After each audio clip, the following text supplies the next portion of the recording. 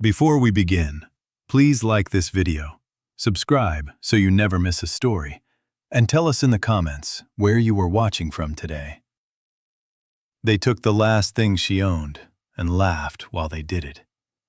3 folded letters, 23 years old, worn soft along every crease from being taken out of an indigo cloth every evening of a widow's life. They were the only words her husband ever sent her, dictated from a sickbed 60 miles away, 3 days before his heart stopped. And they were burned in her own cooking fire, in front of her children, while her brother-in-law held her back by the arms so she could not reach them. She made a sound the neighbors said afterwards they had never heard a human throat make. One woman, who had buried 2 children of her own, said she hoped she would never hear it again. Her name was Adiya. She was 44. She lived at the very edge of the village of Otere, in the last compound before the bush road turned to red clay and swallowed itself. She could not read a single word of those 3 letters, not one, because nobody had ever taught her, which is exactly why the family was certain those pages were hiding something. Half the village had spent 23 years telling each other the same story, that Adiya's husband had been paid in silver for his years of service, that the silver was hidden somewhere in the letter. That was why she guarded the letter like guarding a chest of gold. That was why she would never let anyone touch it. That was why, when the family finally came for her, they were sure that what they would find under the 3rd stone from her door was metal, not paper. There was no silver. There was never any silver. There was only a thin old man standing in the shadow of her doorway, watching it burn. He was the letter writer, who had come to Otere some months before. Shabby, stooped, with hands that were not a farmer's hands at all. He sat under the giant silk cotton tree most mornings with a board across his knees, writing letters for people who could not write and reading them aloud for those who could not read, for a coin or a tuber of yam or nothing at all. He never told anyone who he had been before. They never asked. People do not ask the poor anything. He did not shout. He did not try to stop them. He waited 31 days. And then, at the village council under the same silk cotton tree, after Adiya had already lost her house, her land, and her name in front of everyone she had ever known, that thin old man stood up and asked one quiet question that undid the whole village. And not one person in Otere knew that he had already read those 3 letters once, that he had recognized the handwriting, that he had found his own seal pressed into the corner of the second one. Because the man who had dictated those letters to him 23 years earlier on a bamboo cot in a military hospital was the only man he had ever called brother. Stay with me. This one matters. The village of Otere sat in the long bend of the Oya River, where the water ran slow and brown between banks so green they hurt your eyes in the dry season. It was the end of the rains. The yam vines had climbed their stakes and run over the tops of them. Children were beginning to come home early again because the evenings were short. Harvest was 2 weeks away, and in every compound there were quiet arguments about who would get which plot to clear first. Adiya had very little share in any of it. She was 44, thin and straight, with the first gray coming at her temples, and a way of holding her shoulders that the village read as either dignity or stubbornness, depending on whether they already liked her. She lived alone in a 4-room mud house her husband had put up the year they married, 24 years before. He had been dead for 23 of those years. His name was Eze. He had been a woodcarver, the best one in 3 villages, and he could make a single stool take the shape of a man's whole life if you gave him 2 days and a quiet morning. He had not wanted to go. But the king's call had come that year the way a storm comes, with no warning and no room to argue. 1 man from every household that could spare one. Eze had stood in their doorway the morning he left, and Adiya had watched him tie his tool roll and his good cloth into one bundle, and she understood from the way he was breathing that he believed he was walking out of her life for the last time. He did not look back, because he had told her the night before that he would not be able to keep walking if he did. 7 months later, a soldier came up the river road on an old bicycle with 3 folded pages in a brown envelope. Adiya was 21.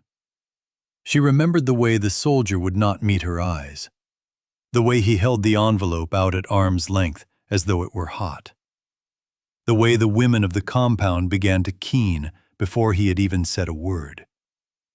Everyone in every village in the world knows what a stranger with a folded page means. She took the envelope. She did not cry, not then. She said thank you and went inside and sat down on the floor and held the pages in both hands and could not read 1 word of them. That was the terrible private joke she had carried for 23 years. She had never learned. Almost nobody in Otaire had learned. She took the pages that first week to the only man in the village who could, the old scribe who kept the records for the district head.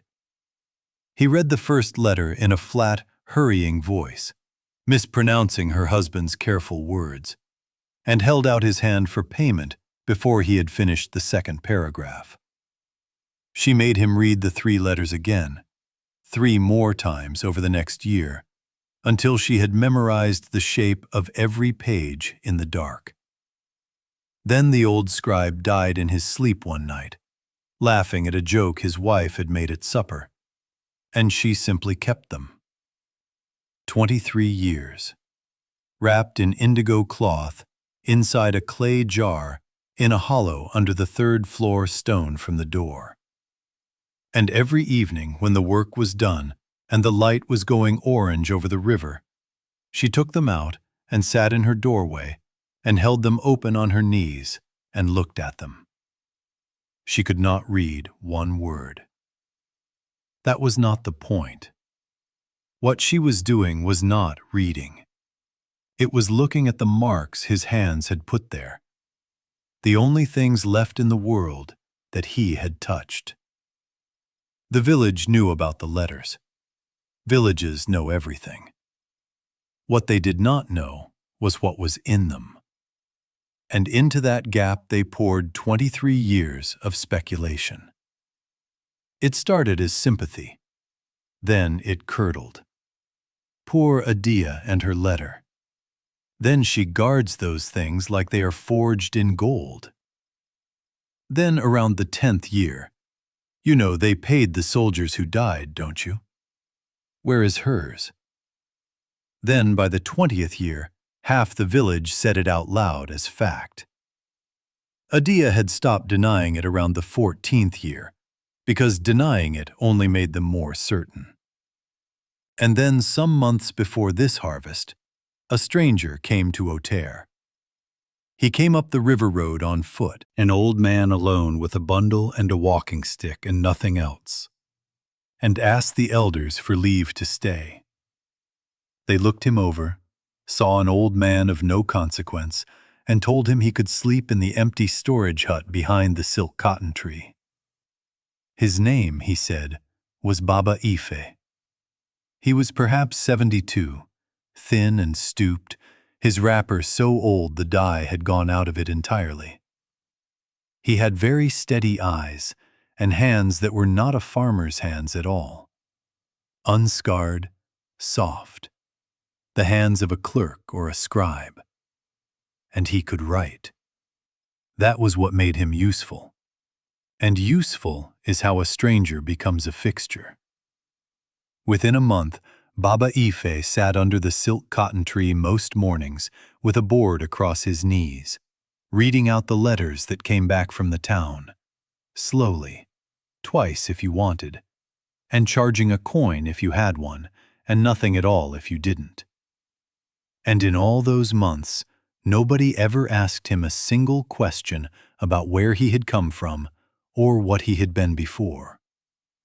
They did not ask because he was old and shabby and poor. People do not ask the poor anything. It was in the 3rd month that Adiya came to him. She had thought about it for weeks. And one evening, when the silk cotton tree was empty and the light was going orange, she stood in front of him with a bundle of indigo cloth held against her chest. "Baba," she said at last, "I cannot read." "Very few people can," said the old man. "Sit down." She sat. She unwrapped the cloth. She took out the 3 folded pages, all of them, and could not quite let go of them. "They are from my husband," she said. "He is dead. They came from the war. I have not heard them in 22 years. I know them by heart, but I want to hear them again." And she put them into his hands. What happened next, Adiya did not see, because she was looking at the ground with her hands twisted in her lap. The old man unfolded the first letter, and he went absolutely still. He looked at the handwriting for a long time. Then his gaze moved down the page, not reading it, finding something, and stopped at the lower right corner where a small disk of dark red wax had cracked with age but not broken. His thumb went over that seal very slowly, the way a man touches a scar. And the hands of the old letter writer began, quite badly, to shake. "Baba," said Adiya, looking up, "is it too faint? Can you not read it?" "No," said Baba Ife, in a voice that was not quite his own. "No, my daughter, I can read it." And he read all 3 letters to her, slowly and without once looking at the pages after the first line of the first letter, though she did not notice that, and would not remember it until much later. When he came to the end, the old man was weeping, and so was she, and neither of them said anything about it. She wrapped the pages up again and offered him a coin, and he would not take it. And as she walked home in the last of the light, Adiya thought, "He has a kind heart, this old man. He wept for a stranger's husband." He had not been weeping for a stranger. 31 days later, at dusk, her husband's younger brother, Dumo, stood in the shadow of the plantain at the corner of her compound and watched through the open door as Adiya lifted the 3rd-floor stone and put the bundle of indigo cloth into the clay jar and set the stone back down. Dumo smiled. "You have to understand. To understand what he did, and understanding him does not excuse one moment of it. He had spent his whole life being the younger brother of a better man. When the king's call came 23 years before, everyone in the village knew perfectly well that the elder brother had gone in the younger brother's place, and Dumo knew it better than anyone, and had never been able to say thank you, and had turned that silence over in his mouth until it went rotten and became resentment, the way an unpaid debt always does. He had a wife now, Bose, sharper and greedier than him, and 3 grown sons who wanted land. And for 23 years, he had watched his brother's widow live alone on the 2 acres of good bottomland that would have been his if Ease had never married. That was the ground the rumor fell on. That is why it grew so well. There is money. She never begs. She never goes hungry. How? On 2 acres alone? It is under that floor, and it was our family's money. That is how greed always works. It does not walk in the front door announcing itself. It comes in wearing the clothes of a grievance, and it says, "This was always supposed to be yours." They came on a Tuesday at midday, when they knew she would be at the river washing. 4 of them. Nobody in Otere stopped them. They walked into a woman's home while she was out and took it apart. Mats shaken out, grain emptied on the floor, cooking stones pulled up, and then Dumo, who knew exactly where to look, walked to the 3rd stone from the door and lifted it. He was so certain of the silver that he laughed out loud, when all he found was a clay jar with cloth in it. He had it unwrapped and open in his hands when Adiya came through the door with the water pot on her head. She did not scream. She set the pot down and said, very quietly, "Dumo, put that back." "Read it to me," said Dumo. "Put it back." "You cannot read it either, can you?" He turned the page over, holding it up to the light as though something might show through. "So how do you know what it says? How do you know it is not telling you exactly where he put it?" "There is no money. There has never been any money. Look at me. Look at this house. Do you think I would live like this if there was?" "That's exactly what you'd do," said Bose from the corner, arms folded. "That's exactly what a clever woman would do." And Adiya understood then that there was nothing she could say. The story they had built did not have a shape that any fact could get into. Her poverty was proof of her wealth. Her honesty was proof of her cunning. So she stopped arguing and did the only thing left to her. She got down on her knees on the floor of her own house, in front of her husband's brother, and begged. "Dumo, please, I am asking you as his wife. That is all I have of him. There is no cloth, no ring, nothing in this world that he touched except those 3 pages. Her voice was breaking apart. "You can have the land, take the house, take the whole 2 acres. I will walk out today and never come back. Just put it down. Put them down and take everything else. Please." There was a silence in that hut. And this is the part Otir would spend 20 years trying to forget. For one moment it worked. Even Dumo hesitated. Because whatever else he was a man watching his brother's widow on her knees, offering him everything she owned for a piece of paper. If it had ended there, it would have been an ordinary greed and an ordinary shame, and nobody outside that hut would ever have heard of it. But Dumo was not only greedy, he was humiliated. And a humiliated man who has just been offered exactly what he came for by a woman who is better than him, in front of his own sons, will very often do something worse than what he came to do. He wanted her to stop being better than him. "You see," he said, and his voice had gone strange and loud. "You see how she fights for it. Look at her. Would a woman crawl on the floor for an old paper? There is something in it, and if she will not tell us what—" And then Dumo took 2 steps to the hearth and dropped the first letter into the fire. Adiya screamed. She went for the fire with her bare hands. One of the sons caught her around the middle and swung her back, and she fought him. And the whole time she was making a sound the people outside said they had never heard a human being make before, and hoped never to hear again. The page was very old and very dry. It went brown, then black, and the writing stood out for one instant in pale gray against the char. 23 years of a dead man's words, legible for half a heartbeat. And nobody in that room could read a line of it. And then it was gone. She reached for the second page, and then the third. Bose held them up with both hands and dropped them one after the other into the flames. They let go of Adiya. She fell forward onto her hands and knees in front of her own hearth and reached into the edge of the ashes with both hands and did not appear to feel the heat.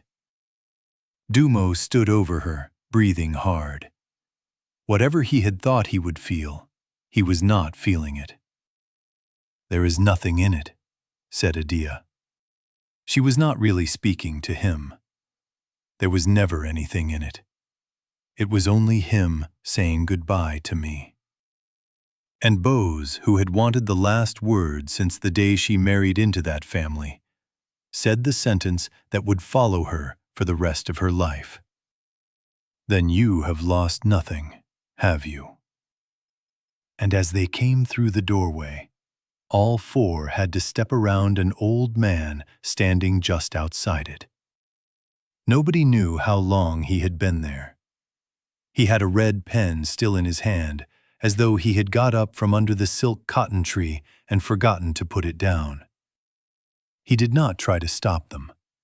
He stood out of the way and let them pass. And afterwards, all four would separately describe the same thing, that the old letter writer had looked at each of them one after another in the face, without any expression at all. Dumo found, to his considerable annoyance, that he could not hold that look, and went past with his eyes down. Then the old man went into the hut and knelt down beside the widow, and began with great care to help her gather up the ashes. They knelt on that floor for a long time, and gathered the ashes of 3 letters into a clay bowl. It was a pointless thing to do. Ash is ash.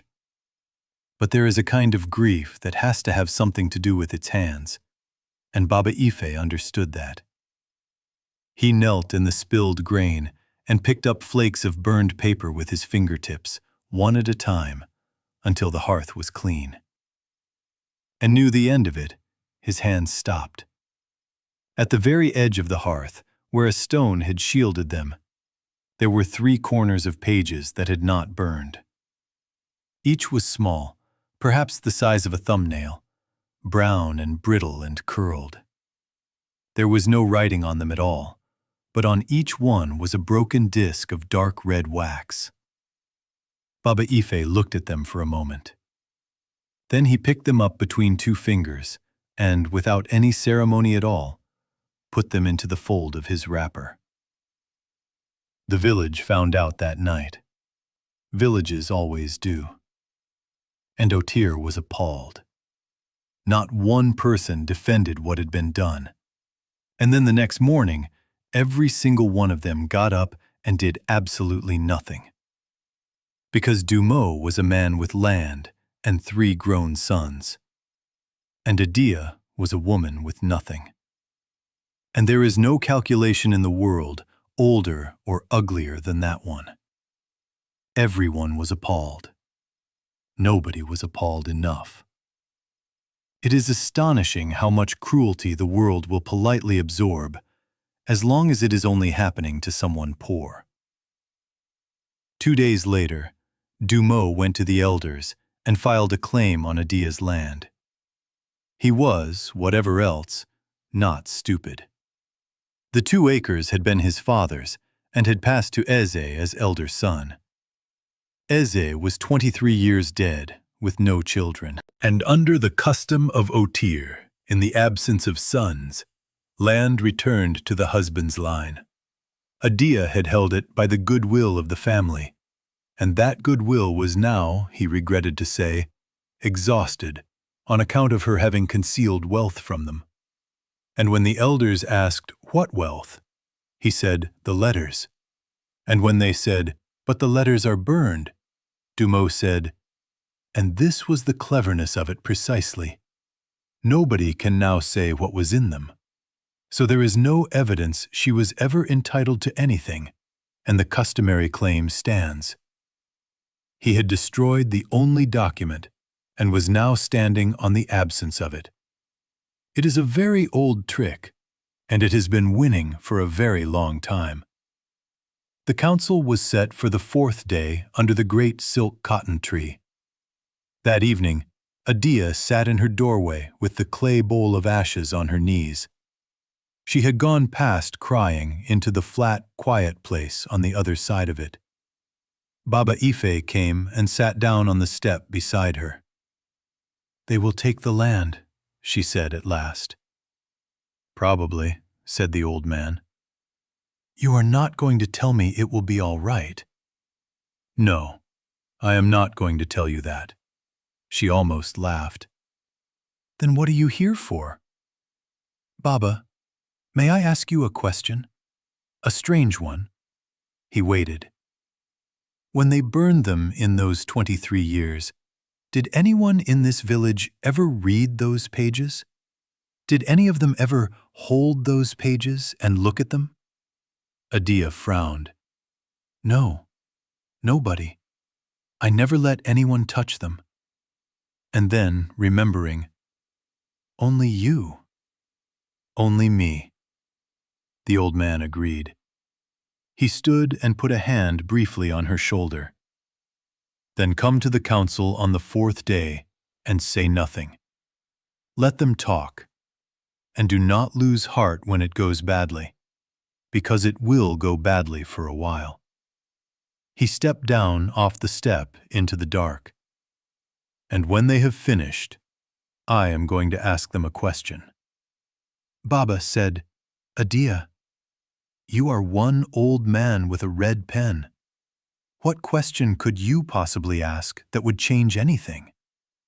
And from the darkness of the path, Baba Ife said, "The one nobody in this village has thought to ask for 23 years. The Council of Otir met under the silk cotton tree at the 3rd hour after sunrise, and the whole village came, because a land case involving a burned letter and a widow on her knees was the best entertainment anyone had had in years. 6 elders sat on the carved bench, Elder Bankole in the center. Dumo stood on one side with his relations behind him. Adiya stood on the other, alone, except for an old man in a faded wrapper at the very back of the crowd, whom nobody paid the slightest attention.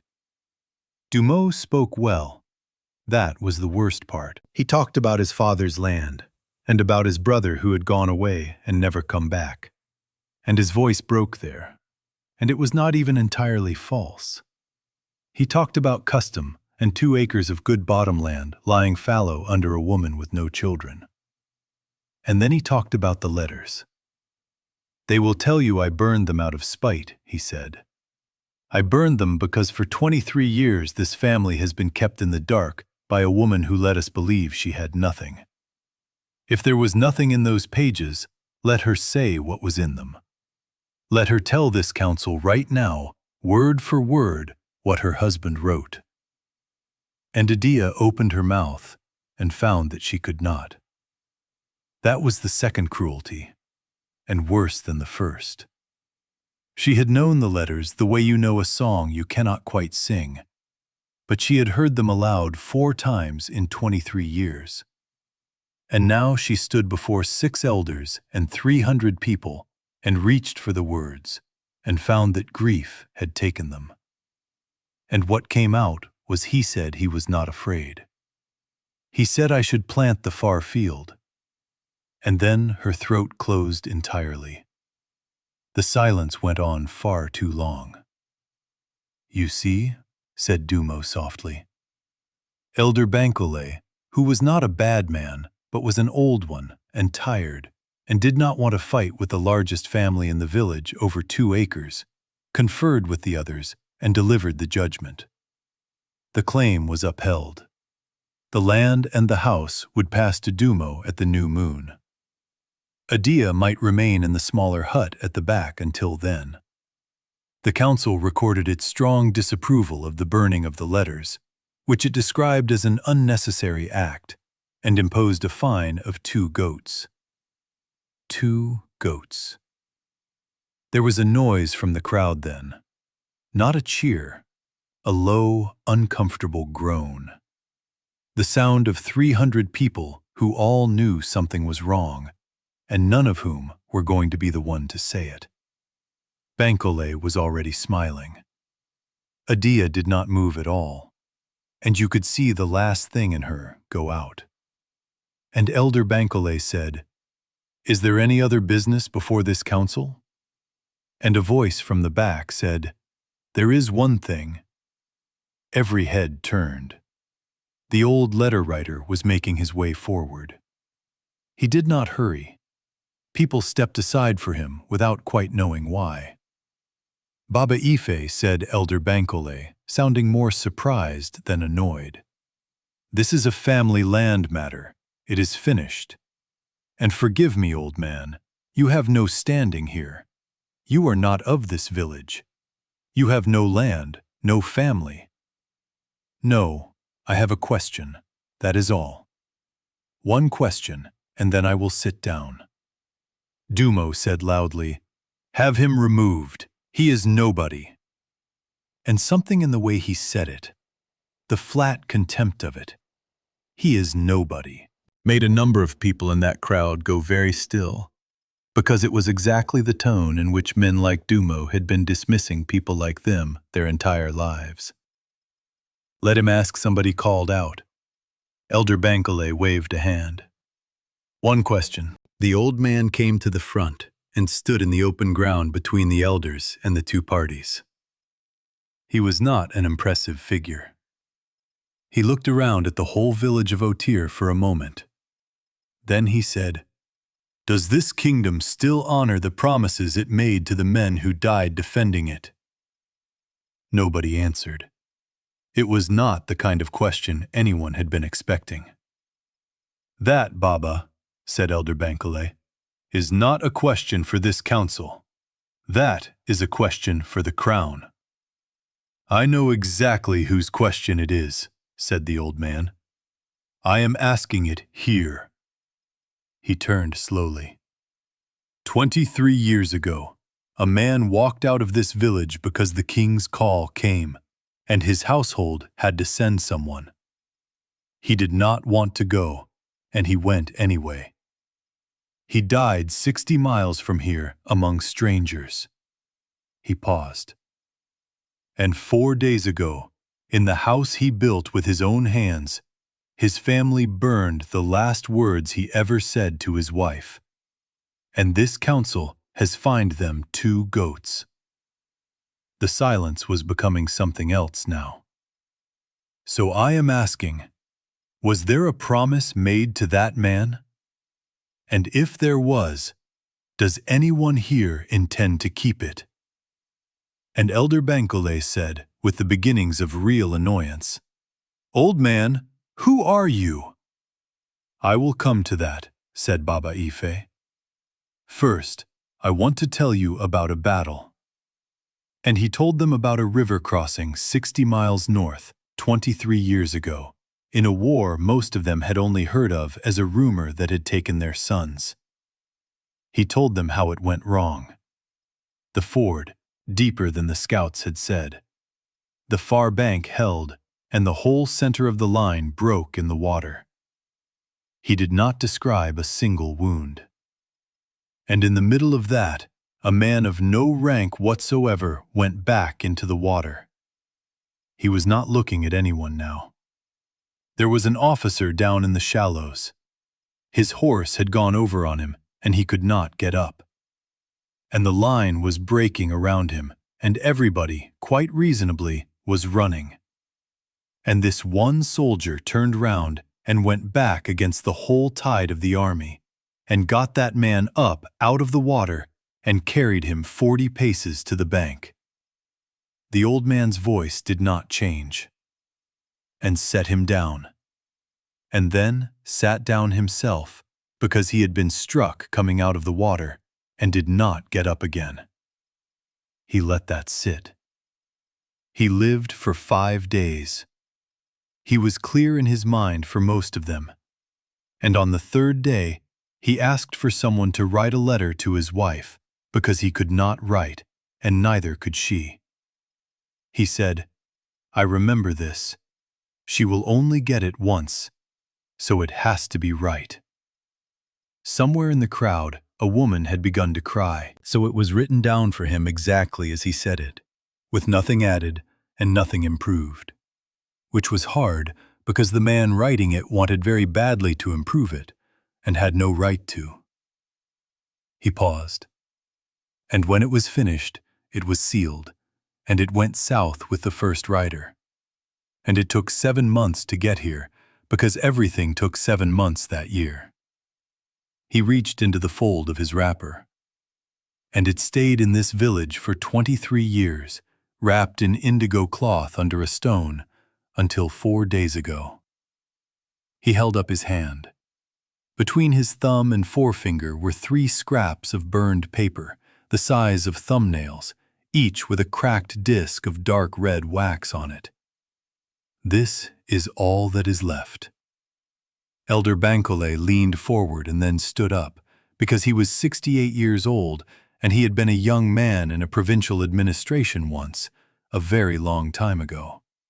And he had seen that seal before, perhaps twice in his whole life, on documents that came down from the capital and were read out and then locked in a box. "Bring that here," he said, and his voice was not steady. The old man handed it up.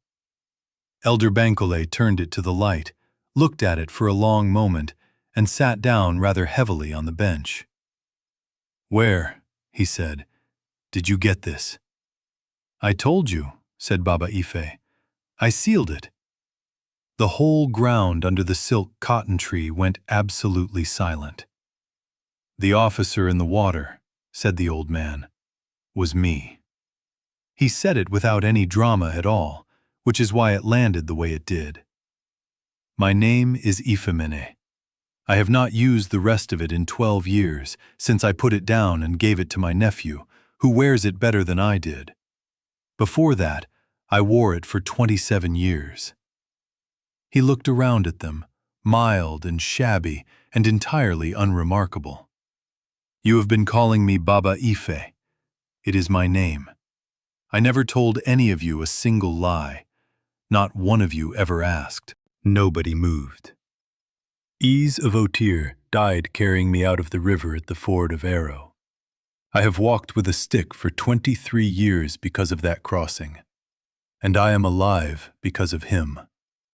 And there is not one thing I have done since that I did not do on the time he bought me. He turned and for the first time looked directly at Adiya, who was standing absolutely still with both hands over her mouth. "I wrote your husband's last letters with my own hand, my daughter, because he could not, and because I was the only one there who could, and because it was the very least that was owed." And then he said the thing that broke the village. "I have been looking for you for 23 years. Adiya made a small sound. The rolls burned in the retreat. The muster lists, the village names, the pay records, all of it. In a store tent at the crossing. We knew there had been a man from a river village in the eastern province. We did not know which. There were 412 villages in that province. For the first time, the old king's voice was not steady at all. I had clerks on it for 11 years. And when I put down the crown, I started walking them myself, because it was the only thing I still owed anybody, and I did not intend to die with it undone. He stopped and had to wait a moment. Let that sit for a moment. A village under a silk cotton tree, unable to breathe. A council that 10 minutes ago had taken a widow's house away and fined the men who burned her husband's last words to goats. A greedy man at the front who had gone the color of ash, only now beginning to understand whose letters he had thrown into a cooking fire. And in the middle of them, a shabby old letter writer with a reed pen and soft hands, who had sat under their tree for 9 months, writing their letters for a coin or a tuber of yam, or nothing at all, and whom not one of them had ever thought to ask a single question. Look at Adiya's face right now. It was Dumeau who broke first, and he did not break well. He went down on his knees, not with any grace, more of a collapse, and started talking fast, the words falling over each other. He had not known. Nobody had told him. It was the women who said there was silver. He had never meant to burn them, only to frighten her. "Stand up," said the old king. Dumont kept talking. "Stand up." It was not loud, but there were 27 years underneath it, and Dumont came up off his knees like a man pulled by a rope. "You will not do that. Not to me. You did not wrong me." He pointed. "She is standing there." And Dumont turned and had to look at his brother's widow, and found that this was very much harder than kneeling. "I want to be clear about something," said the old king, raising his voice so the whole ground could hear it. "This is not a story about a man who burned a letter because he did not know a king had written it. If those pages had been written by a hired scribe in a market town, they would have been worth exactly as much as they were worth on Tuesday morning, because their worth was never in the hand that wrote them. It was in the man who said the words and the woman who kept them." He looked around at them all. "You did not know who I was. Nobody knew who I was. But every single person in this village knew exactly who she was. And you let it happen anyway." Nobody could look at him. "Now, the judgment of this council is set aside. I do not do that by right. I have no rights anymore. I gave them away, and I meant it. I do it by asking." Elder Bankole was shaking his head slowly, with both hands over his face. "The land and the house are hers, and if anybody in this province ever raises that claim again, they will find that a retired man with nothing better to do is a very difficult opponent." He turned back to Dumont. "As for you, I am not going to have you beaten or driven out or ruined. I have watched men do those things, and it does not make one single thing better. It only moves the misery to a different house. And your children have done nothing." He paused. "You will restore what you took and pay for what you broke out of your own harvest. You will rebuild that house with your own 2 hands while the whole village watches. And when it is finished, you will stand where you are standing now and tell this council exactly what you did and why. Not to me, to her. And you will do it every year on this day for as long as you live." Dumont stared at him. "Every year? Every year. Because the shame of one afternoon wears off by the next harvest. And I am not interested in your shame. I am interested in your grandchildren knowing. That is all that has ever kept anybody honest." Then he turned to Adiya, and his whole manner changed. "And now, my daughter, what do you want? Because it is yours." "What, Baba?" "There is a promise outstanding on this village, 23 years old, and I intend to pay it today." Everyone waited. Adiya stood there a long moment. You could see her thinking. And then she said something nobody had expected, least of all the king. "How many are there?" "I am sorry?" "Men from this province." Her voice was very quiet, and then it steadied. "You said 412 villages. You said 1 man from every household that could spare one. That was 1 call in 1 year, in 1 province." She looked at him. "How many widows are there, Baba, still out there who never got anything either?" The old king did not answer for a moment. "I do not know," he said at last. some thousands.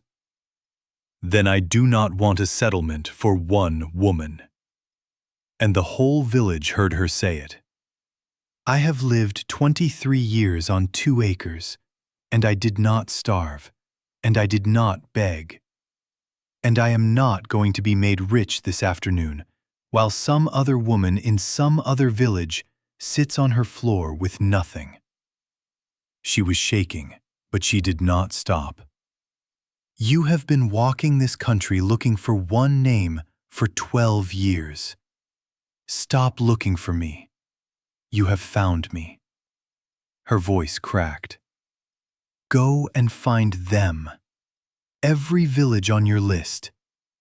Do that, and we are both paid. My husband and me. Paid properly. There was a silence.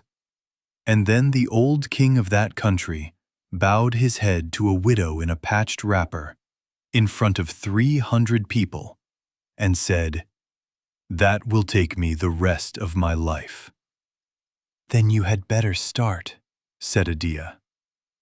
They rebuilt the house that season, and Dumo did the roof himself.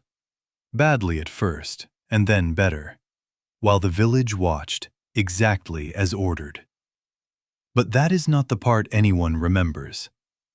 The part they remember happened that same evening, when the crowd had gone and the light was going orange over the river.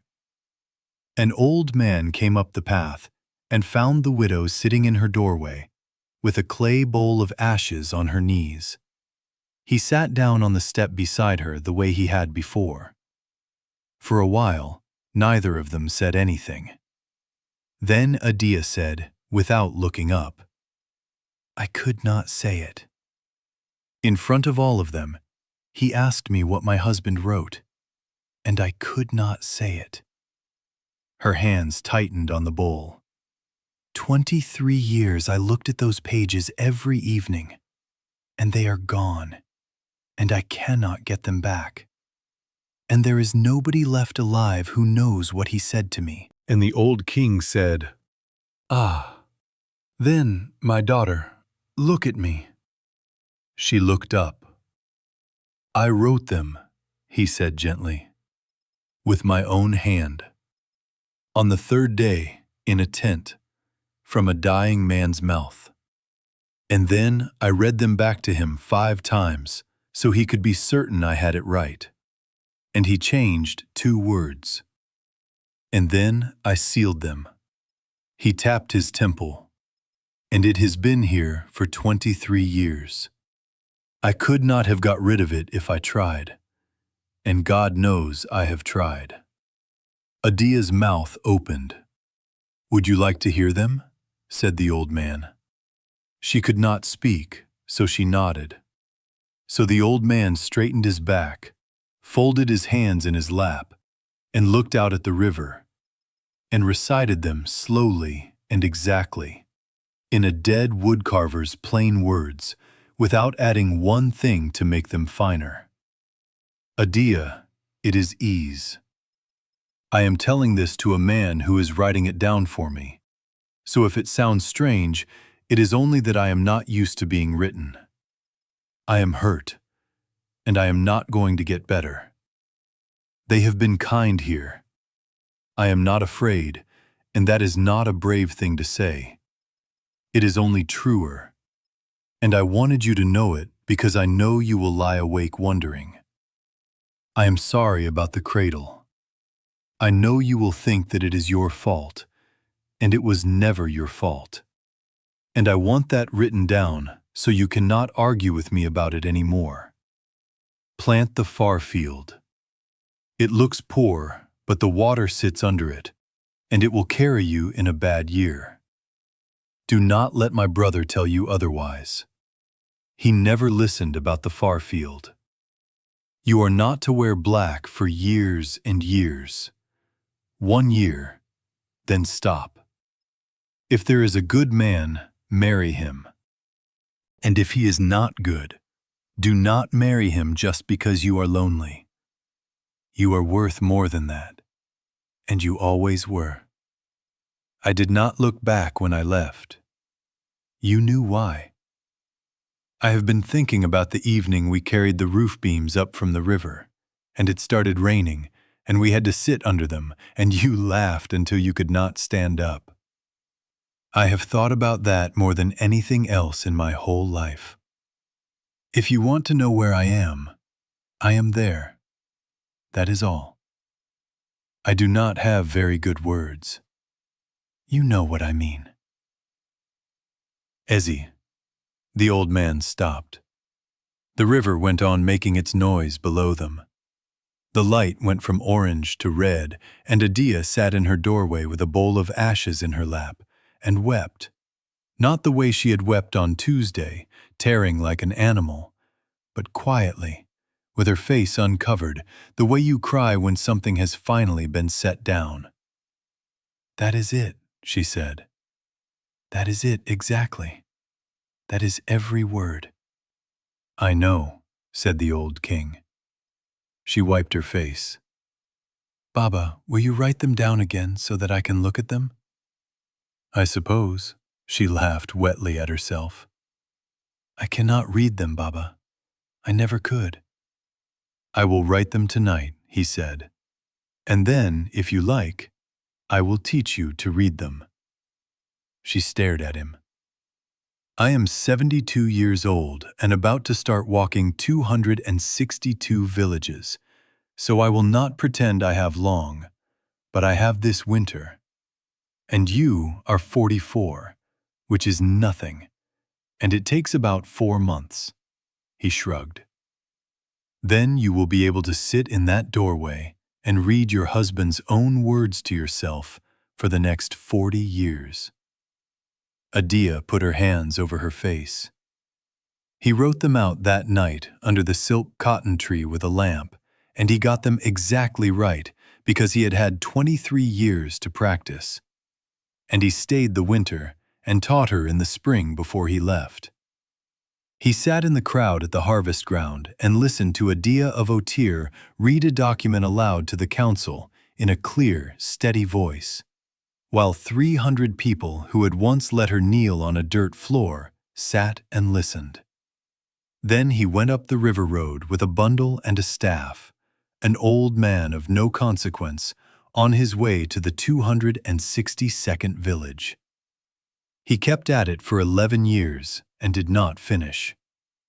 You cannot finish a thing like that. But there are households across 4 provinces who to this day have a small pension and a piece of land and no idea where it came from. They have it because a woman in a patched wrapper refused a settlement one evening. And he is buried on the high ground 20 paces from Ezzy of Otir, which he arranged himself and was extremely stubborn about. And Adiya lived to be 83 and farmed the far field which carried her in the bad years, exactly as her husband had said it would. She kept a copy of the letters under the 3rd stone from the door and read them herself every evening in her own doorway for 40 years. For the elders of Otir tell their children to this day, a sane born under that silk cotton tree, that a fire can take the page, but it cannot take the words, because words do not live on paper. Paper is only where we put them down to rest. Words live in the mouths that said them, and the ears that heard them. And a fire that wants to burn a thing like that would have to burn every person who remembers it. That is why the wicked are always in such a hurry to destroy the evidence, and why they are always, in the end, so surprised. They think they are burning the truth. They are only burning the paper.